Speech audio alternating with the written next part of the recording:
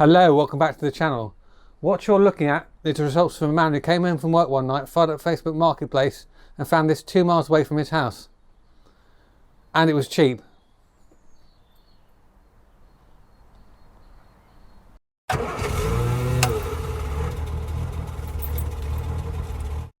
So I was approached in the middle of the night by a stranger who said, So I was approached by a vision in the middle of the night that said, Alex, you must buy another car. Not really, I found it on Facebook Marketplace. But why, guys, have I bought another project? Well, the Fit's my daily, it's a car I'm using all the time, I'm not really working on it. And the Allegro, that's a constant ongoing project, but I can't keep filming that because you're going to get bored with it. So this is a Rover Metro with the K series engine from the mid-90s, as opposed to the original Metro which had an A series. And it's in need of a bit of love, really. I bought this from a lovely woman called Claire. She was very emotional about the car and giving it up. She'd had it for a few years, wanted it to go to a good home. This is when I stepped in. It's in fairly good condition considering it's 30 years old, but yeah, it has a few running faults I need to look into. It's cutting out while hot, so it could be a core, could be a number of things really. Did you know Princess Diana had one of these? Not this actual one, obviously, that was an original Metro, but should we have a look around the car? The story of the new Metro is one of complete redesign and re-engineering to the highest Rover standards. It started by retaining all the best attributes of the current Metro: economy, value for money, load space and manoeuvrability. It continued by enhancing the exterior appeal and sheer personality of the car and adding that missing element, the very latest in Rover technology. Well-proven K-series engines linked to R65 gearboxes and totally new transmission systems. 5 speeds available across the range, power and economy with the option of a catalytic converter on all models, plus a 3-year cosmetic paint warranty as standard.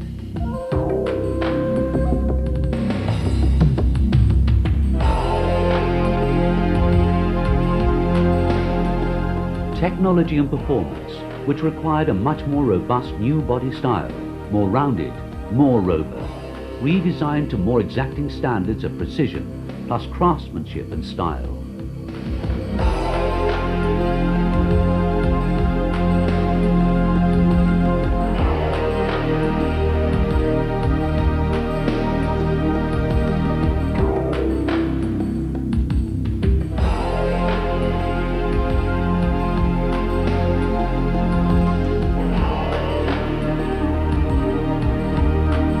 As the project progressed, a really exciting new Metro began to emerge, totally re-engineered both inside and out. At the top of the range, a 3-door GTI, power and immense driving enjoyment from the 16-valve fuel-injected engine. Then a choice of no less than 12 derivatives in both 3 and 5-door versions, with 3 8-valve K-series engine options from 1.1 to 1.4 and 5 regular trim levels. From entry-level C to luxury GS, each new Metro positioned to cover every customer choice, each new Metro containing a level of big car feel and technology, which will be communicated through a big television launch commercial that is quite simply out of this world. So yeah, this is a 90s Rover Metro. These were introduced in about 1989-1990 to replace the original Austin Metro. And they run up to about the year 2000, although they did get a later facelift, which is more curvy, but I prefer the look of these, to be fair. Let's take a closer look. Oh gosh, this is really good. Look at the sills. They normally go there. Interior is really good.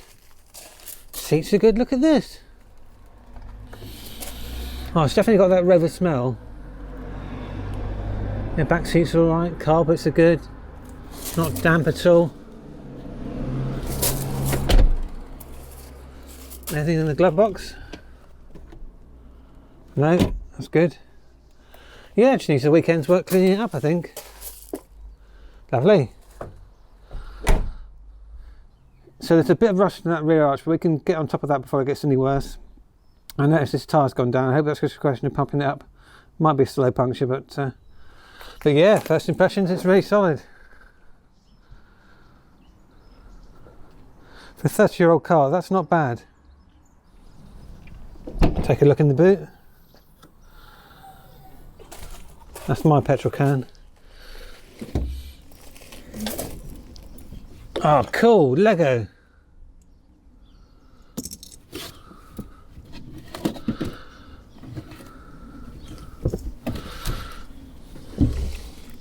Original factory spare. That's really straight. Well, that's excellent news. What a good starting point. I feel like I'm doing a Left 4 Dead revival like Ben from Tasty Classics would do, but it's not quite that bad. We'll get the tyre inflated, then we'll give the car a wash, and that'll make it all better.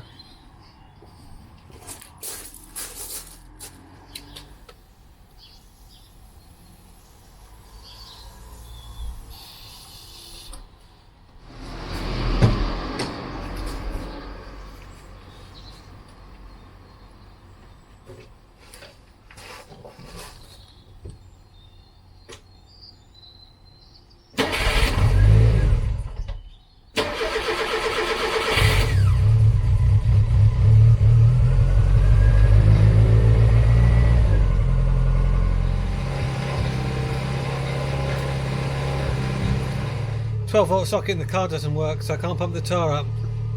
Hopefully it's just a fuse, but I'll just give it a wash for now.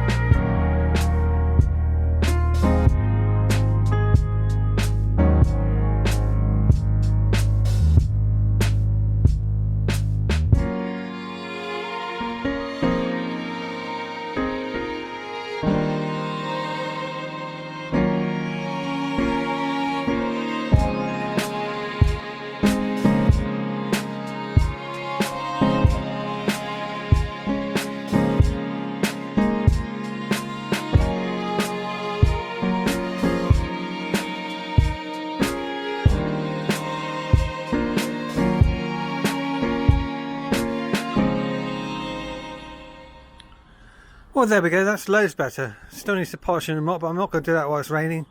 Also, my pump decided to let out all the remaining air in that tyre, so that's gone completely flat now.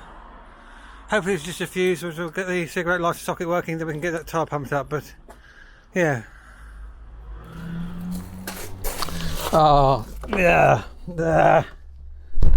It's horrible out there. All cold and rainy and wet. Don't want to be out in that, might catch a cold. Anyway, now I'm in the car, I thought, why don't we have a look around and see what we can find? Maybe do some Carology, that'd be cool, wouldn't it? Might find something like treasure. Probably not. Have noticed in the window there's loads of tax discs. Look at all these guys. How far back do they go? Look at that, guys, look how far back they go. 2014. 2013, 12, 11, still New Milton, 10. Oh, Bicester, that's Oxfordshire way. That would tie up with the original owner's name and address, which I have. I'm not going to share that on the video, but yeah, this car came from Oxon. 2010, 9, 4, 3, 2, 1. Oh, that's cool, 2000, so 24 years to tax discs, guys. Bicester Oxon, yeah. 28th of April 2000. October 99, yes, that's the oldest tax disc. 24 years old. That could go back in the window, that'd be cool, wouldn't it? I mean, look at the condition of the steering wheel, guys. There's hardly any wear. Rover badge, that's cool, isn't it? I wonder how many miles it's done. Oh, 127,000. No cracks in the dash. Mind you, these didn't really suffer with that, but that's cool. Philips radio cassette. I wonder if that works.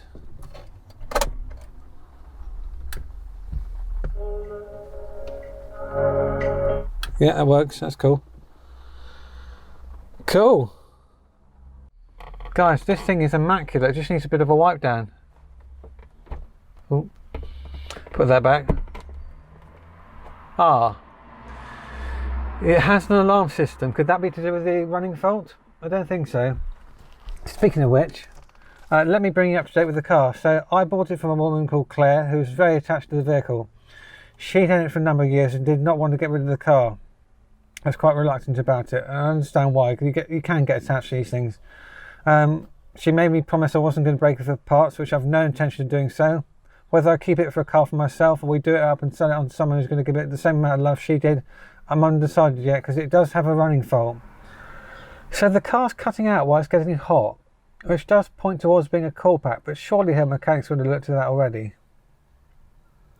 Also, I've noticed the car's quite low.